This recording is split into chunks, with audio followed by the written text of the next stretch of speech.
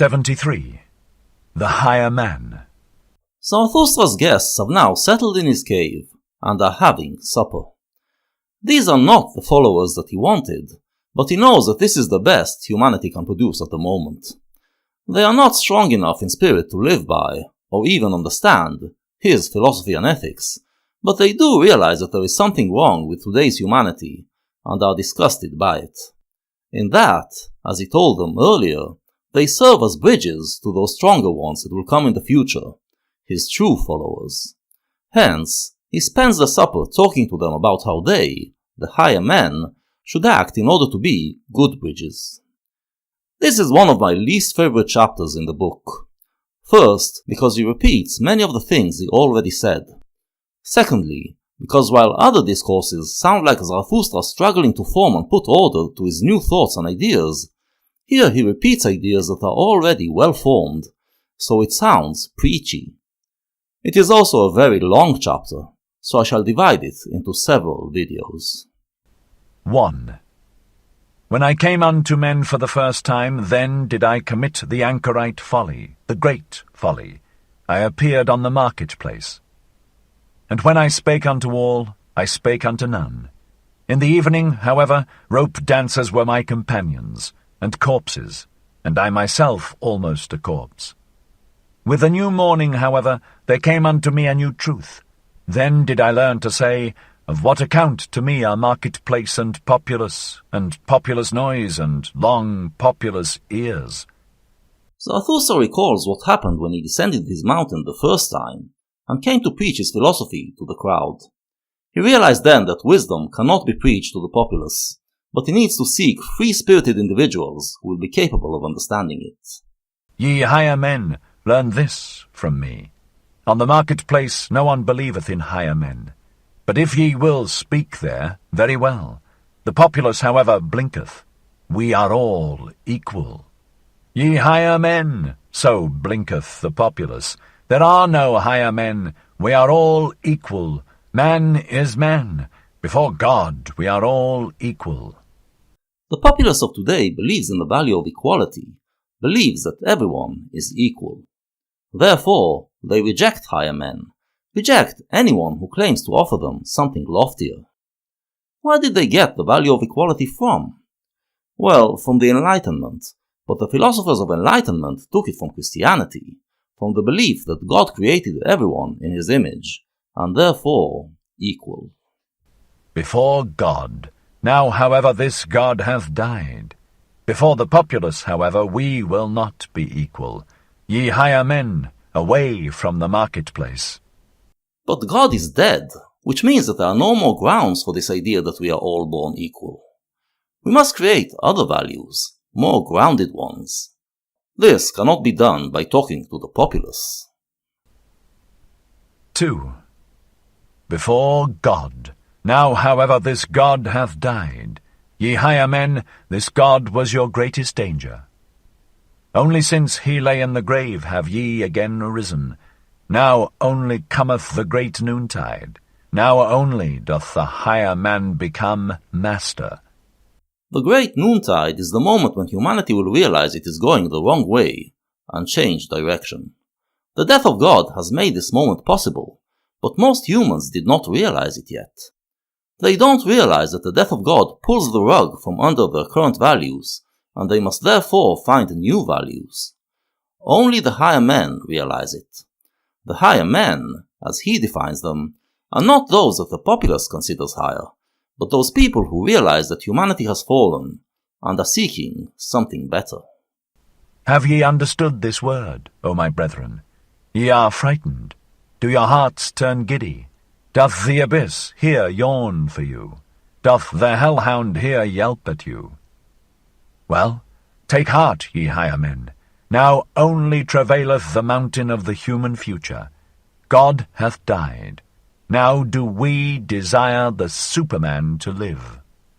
Once you leave the comfort of herd values, you find yourself on the edge of the abyss, leading a dangerous life, charting unfamiliar territory.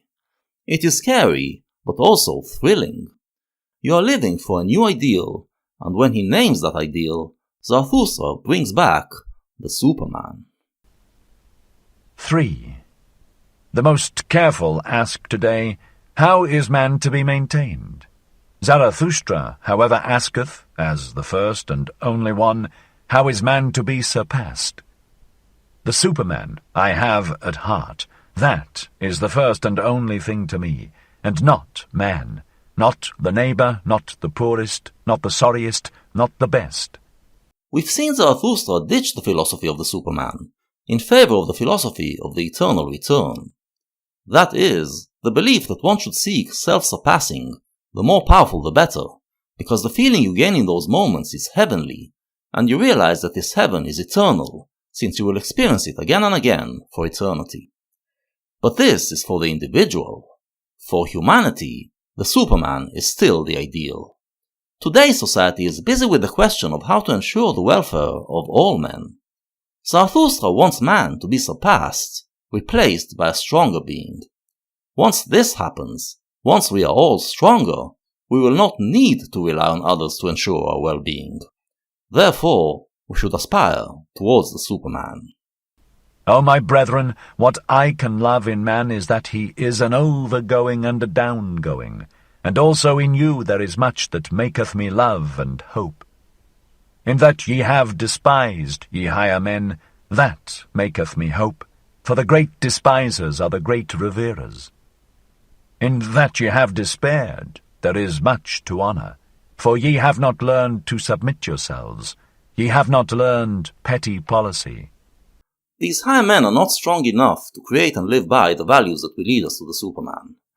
But they did prove strong enough to rise above herd mentality and despise the current values. In that, they made the first step and prepared the ground for stronger ones to come.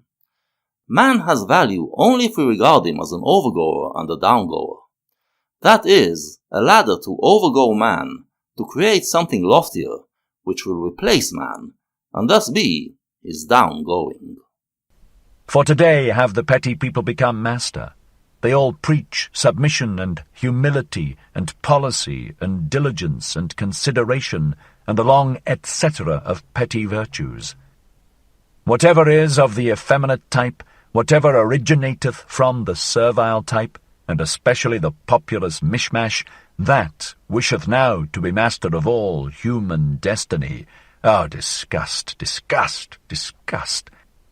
That asketh and never tireth, how is man to maintain himself best, longest, most pleasantly? Thereby are they the masters of today. Contemporary society wants us to conform to the norm, telling us that this is the best way to ensure everyone's welfare. But these values only lead to the decay of humanity. These masters of today surpass them, O my brethren. These petty people, they are the Superman's greatest danger. Surpass, ye higher men, the petty virtues, the petty policy, the sand-grain considerateness, the ant-hill trumpery, the pitiable comfortableness, the happiness of the greatest number. And rather despair than submit yourselves. And verily I love you, because ye know not today how to live, ye higher men, for thus do ye live best. He commends the higher men for not submitting to today's values. Even though they fail to create new values, they are still better than those who conform. 4. Have ye courage, O my brethren? Are ye stout-hearted? Not the courage before witnesses, but anchorite and eagle courage, which not even a god any longer beholdeth. Cold souls, mules, the blind and the drunken, I do not call stout-hearted. He hath heart who knoweth fear, but vanquisheth it, who seeth the abyss, but with pride. He who seeth the abyss, but with eagle's eyes, he who with eagle's talons graspeth the abyss, he hath courage. His way requires courage. Not what contemporary society calls courage, which is to risk yourself for your fellow men, but the courage to go it alone, break away from the herd, despite the dangers it entails. It requires pride, the pride of believing that you are strong enough to prevail against the dangers, and eventually even create new values. 5. Man is evil. So said to me for consolation all the wisest ones.